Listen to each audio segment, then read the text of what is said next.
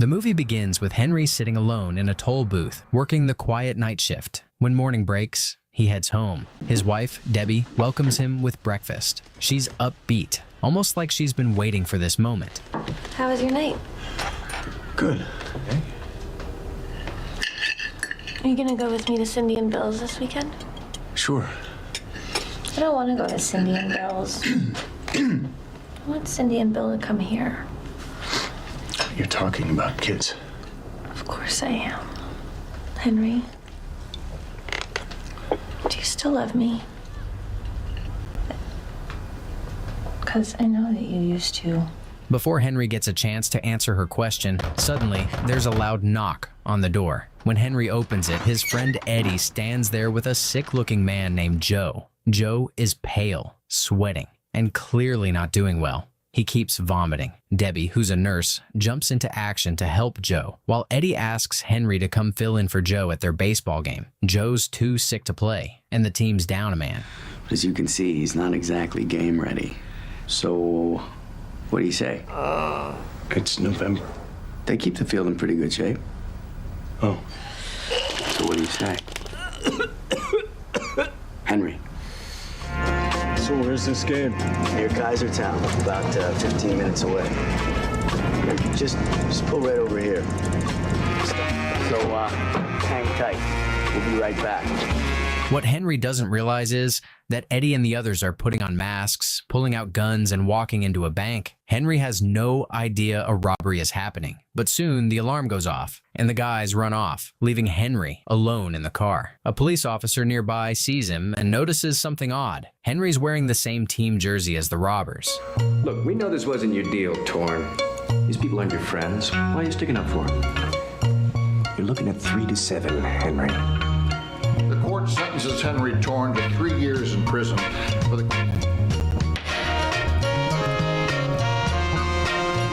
Hey, Max. Henry, Good. bank robbery. Nice. Clean, simple. I like it. What are you in for? Life. Well, it's not like you got a lot of choices. There you go. The next morning, Max talks during breakfast about how most prisoners once had dreams, but they all ended up here because something went wrong. When he asks Henry what his dream was, Henry says he never had one. The real crime is not committing to your dream. What is yours anyway? I'm not sure I ever had one. About a dream. I mean, what kind of life's that? I don't mean any offense, Henry, but you're in jail. How are you? I'm okay. There's something I have to talk to you about. Okay. I fell in love. I mean, it just happened. It's all right. You're not mad? Strangely, Henry takes it well. He tells Debbie that he just wants her to be happy. Months go by. Max listens to Henry joke around with other inmates about how he might fake being dangerous just to stay locked up. The head of the board comes and says, okay, Max, what are you going to do for us this time if we let you out? I'm going to break into your house and then I'll kill your dog and set the house on fire. And I'll bite and I'll mangle and I'll tear the tongue out of everything that's breathing. Scared the shit out of me, I tell you that. When's your review coming up? Next month. Everyone knows Henry's innocent.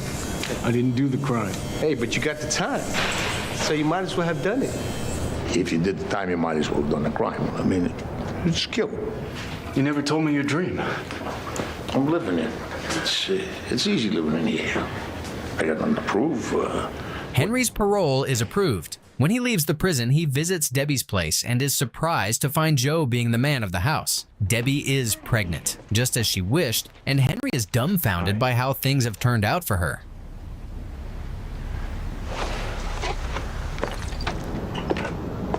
That's everything you wanted. What are you gonna do now? Honey, they're starting to arrive. You could be a distributor for Jin Chi. It's Korean kitchenware. Anyway, give it some thought. I just wanted to say thank you, for not giving up my name. I don't know your name.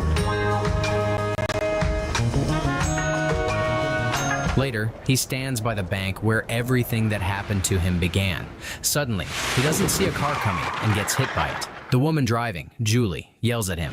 You idiot! You weren't even looking where you were going. Are you okay? Yeah, don't get up. I'll call an ambulance. He walked right out into the street. No, I saw the whole thing. You were on your phone. You weren't even paying attention. Oh, they let you out, huh? Yeah. Thanks. Did you call an ambulance? It's okay. I really am fine. Hello, guy. You look familiar. Take a chance on Buffalo. That's you. Unfortunately, yeah. And, be more careful.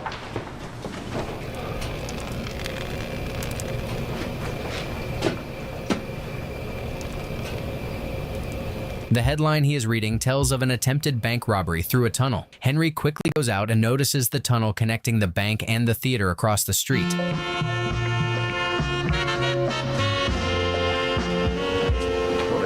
See that face again. I figured it out. You figure what out? My dream. Oh, the bank is your dream. Yeah. What kind of cockamamie dream is that? I did the time. I may as well have done the crime. Help you what? Will you help me rob the bank? I missed you, Henry. Max clearly isn't thrilled by the proposal and doesn't give him hope for further convincing. Afterward, Henry visits the theater. Julie is there rehearsing for a play. Who's having us drink my coffee? I'm sorry, Fears is sick today. What? He's... I'll pretend Fears is here. Good morning. You're performing, nothing comes out, you just performing. From the top, everybody. I'm gonna grab some coffee. Always coffee. What are you doing here? Are you here to sue me? No. Good. They walk to a cafe and talk. Henry compliments her acting. Unlike the director who trashed her during rehearsal, she thanks him for not suing her over the accident. Meanwhile, Max is attending his parole review, and he follows Henry's advice to be good in front of the evaluators. He is successfully released. Hey, George. Where was your car? I don't have a car. Hey, let me in. Will you open up? Max, it's gonna be okay. Are you kidding me? This is your plan? No, this is 80 years ago. No guns. What for? Why? Someone could get hurt. That's very sweet of you, Henry. First thing we do is we go to this old bank kiosk and we'll see if that's there. Now, which kind of account would you like to open? My uncle, he put all his money in your vault when I was a kid. I mean, what was my point anyway? With his great old man charm, Max manages to get all the information they need about the vault. Now, they go back to the theater to look for the tunnel. Julie isn't thrilled to see Henry again, especially with Max tagging along. Max pretends he used to perform at the theater. I was just showing Henry the place where I used to perform. Excuse me, would you mind terribly if I took a look inside? How you doing? Great. I'm in hell. What productions were you in? Some of the greats, Shakespeare, of course. Can I be a bit of a nuisance, please? I'd very much appreciate a small tour around the old place. If you would. Well, I suppose it's okay. Oh, great, thank you. Henry? Sure, go ahead. Is that your dad? No, he's a friend. Really? Because he seems like your dad. The inner sanctum, like it was yesterday. Down here. Bring back some memories. Oh, indeed.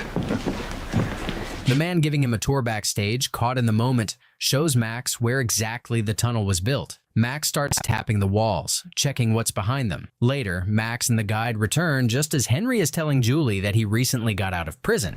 Just got out of prison. Prison? Sounds worse than it is. Really? What, are you a murderer or something? No, do I look like one? Oh, this place is just full of treasures. And I'll see you tomorrow. Tomorrow. Yeah, Max has kindly offered to volunteer at the theater. It's time to work, you lazy American. What are you doing after rehearsal? Why? You like Chinese? Yeah, right. Didn't 8 o'clock? Sure. Stay out of prison.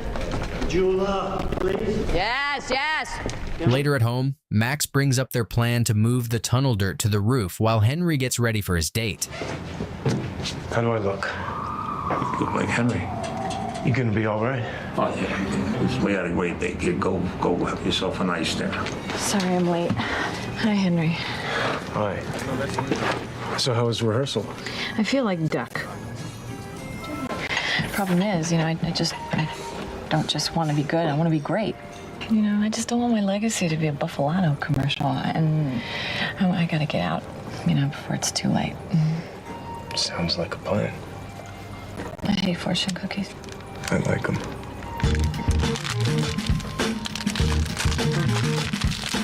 After they eat, they walk to a nearby waterfall. It's there that Henry finally opens up. He tells her how he ended up in prison and then, almost playfully, admits he actually wants to rob the bank for real. Julie finds his story a bit hard to believe, but she enjoys his company.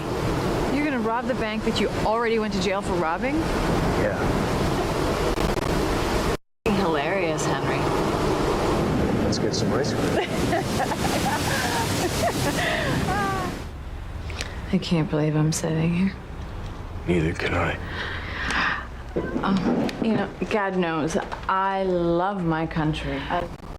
Page 21. Read the next line. Like it's real. Just say it to me. You could blow me down. I just want you to believe in me like in the old days. Again. I'm so glad I ran you over. Me too. After the unexpected kiss, Henry can't help but be immersed in Julie's boldness. She has all that he lacks, a great enthusiasm and a colorful soul. They decide to follow their hearts and sleep together that day with deep affection. The next day, Henry and Julie arrive back at Max's apartment.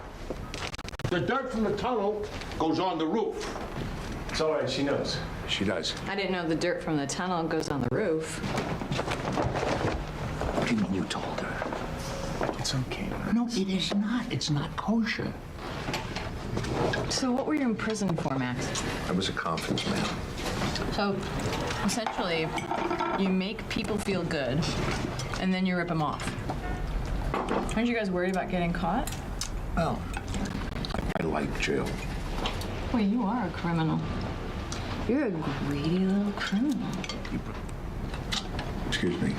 What? After breakfast, Max asks Julie for a ride to the theater. As they talk, Henry reminds Max about the car. While riding with Julie, Max has an idea. He decides to audition for the play as a way to gain access to the tunnel again. By chance, the actor who was supposed to play a lead role steps down.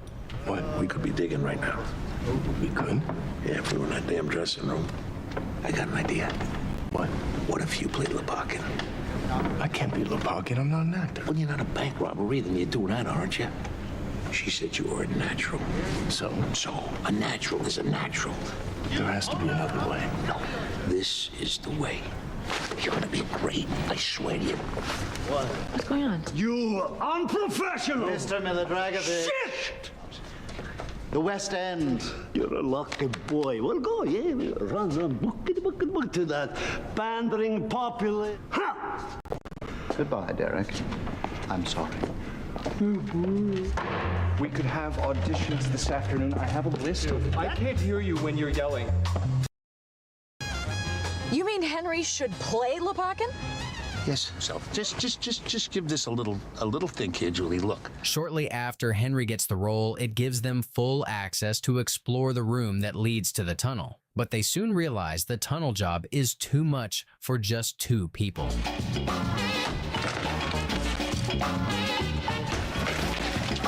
Lower. Henry, how does this shit pile of dirt? I think we might need another pair of hands. You suck. No. I suppose that's him? Yeah. How are you, Joe? How's business? It all fell apart, and now all I got is a garage full of dumb Korean plastic. Listen, Joe, we might be able to help. So what do you think? I think we should get some guns and go get the money through the front door. Joseph, we're not doing one of those stupid robberies with tellers.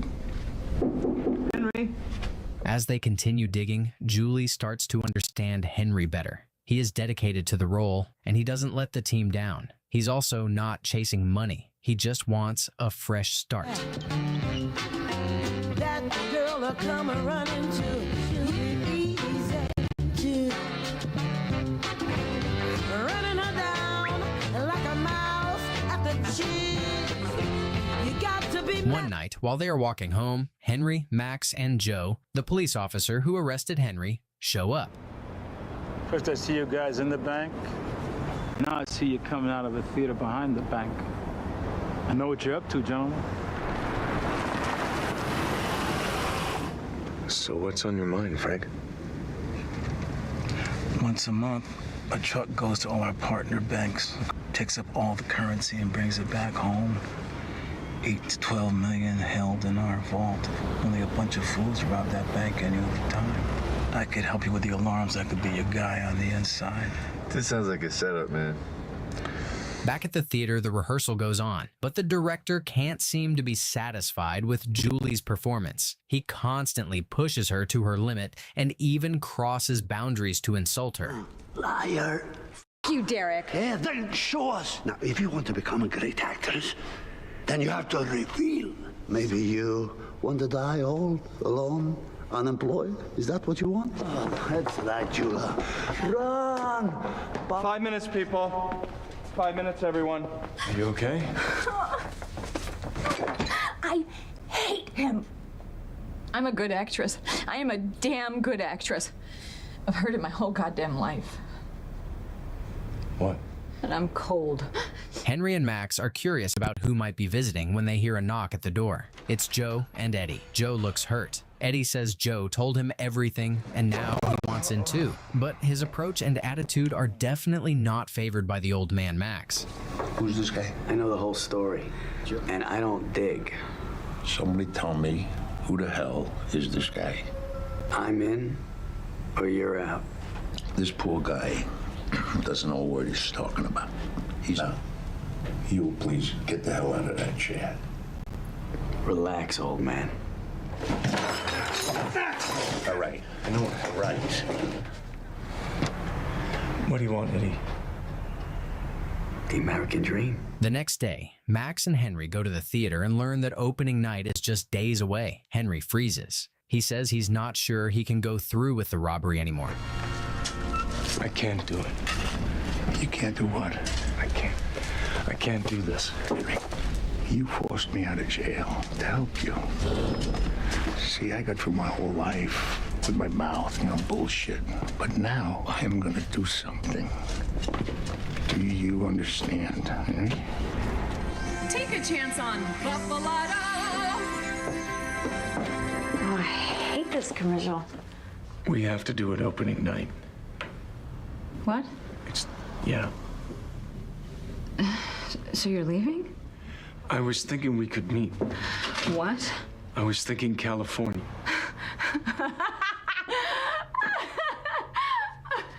You wreck my play. You make me an accessory to a crime. You're a bank robber. Henry, you're a bank robber. You... She feels betrayed. She breaks down and tells him to go if that's what he wants. Then, shortly after, the big show day arrives for both the theater and the bank robbery. Tonight, my dear players, we can show our audience of our imagination. As we say in my home country, go out there and break some dicks. 10 minutes, people, 10 minutes. As anticipated, the money gets to the bank just like the cop said. Henry continues his performance in the play, then slips away to help with the heist. Everything seems to go smoothly at first. Where is he? Where is that old geezer? Goodbye. Go. Nice of you to join us, old man.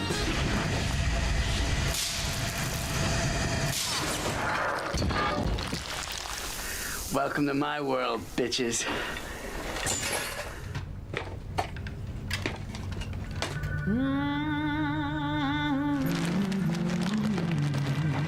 They manage to get the money, but then, suddenly, Eddie pulls a gun and threatens to shoot Max if he doesn't shut up and move out of his way. He orders Joe to take the bags and put them in the car. Joe clearly isn't up for it and tells him to stop doing this. Listen, stay out of it. Welcome to the party, Brando. Oh, come on, Eddie. We're here. We're done. Come on. Shut up, Joe. No happy ending for you, my friend.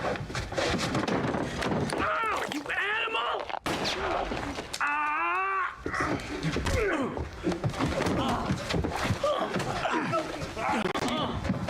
You old Max. Max. Act 4 places, people. It's going very well, everyone. Though injured, Henry drags himself back to the stage and finishes his scene. Meanwhile, Eddie is knocked out and locked back in the tunnel. With the problem handled, Max, Joe, and Henry drive off with the cash.